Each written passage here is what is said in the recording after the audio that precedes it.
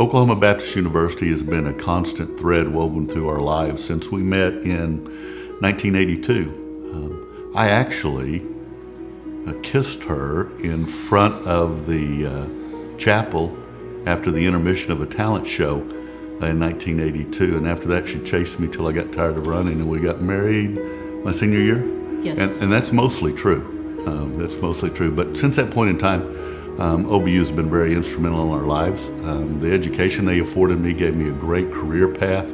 The thing we're most proud of is the fact that both of our daughters are graduates of OBU.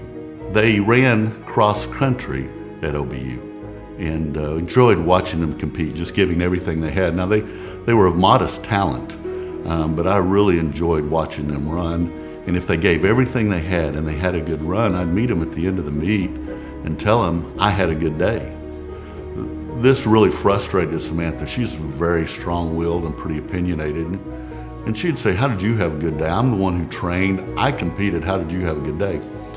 So I'd have to remind her that I'm the one who took her to practice before she could drive, and that we invested in her. We took her to the meets, and when she didn't do a good job, we were there to pick her up, so that when she had a good day, we had a good day because we were invested in her. Samantha right now is a RN. She's a class of 2011 from OBU, BSN, and she works at OU Children's Hospital in Oklahoma City and is pursuing a doctorate of nurse practitioner from Duke. But a few years ago, she called me on my way home from work, and she said, "Dad, you had a good day." And I remember the day. I said, "Is that right?" Because I hadn't had a good day. It had been really a tough day at work. And she said, "Yeah, that's right." And she went on to tell us a story. At that time, she was an RN at a prestigious nursing hospital in Texas. And she told me a story about how a patient she had had that day had exhibited signs of distress. Samantha has always placed things close to the vest, and with the HIPAA rules, you know, I don't know the child's name or sex or ethnicity or age. But in my daughter's words, she said the child showed signs of distress and the health was heading south rapidly and life was in jeopardy.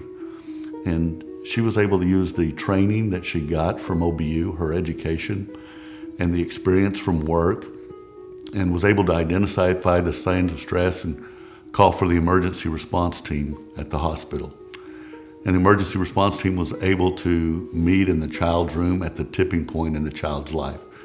And Samantha was able to use her skills and the emergency room team skills, and they were able to restore the child to life.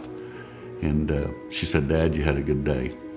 And so as I thought about that, that was very true, because my wife and I lost our first child to sudden infant death syndrome at 3 months of age.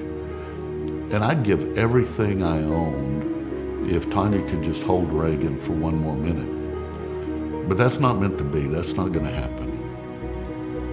And so to think that a child of ours who couldn't keep her room clean, couldn't make her bed regularly when she lived in our house, is now being instrumental in restoring life to a very sick child is just special. She was right. We had a good day. It makes us think. Tanya and I have been blessed to support OBU with our annual giving, and we've left them as a beneficiary of our state. I don't know why other people give to OBU, if it's out of compulsion, or maybe they went there and they're trying to pay back for their education. What I would like OBU donors to understand is that when they give to OBU, the impact is far greater than just the financial money they're sending. That they are investing in a young student who will teach future generations to read and to write, educators who will introduce future generations to the love of art and math and sciences from a biblical worldview.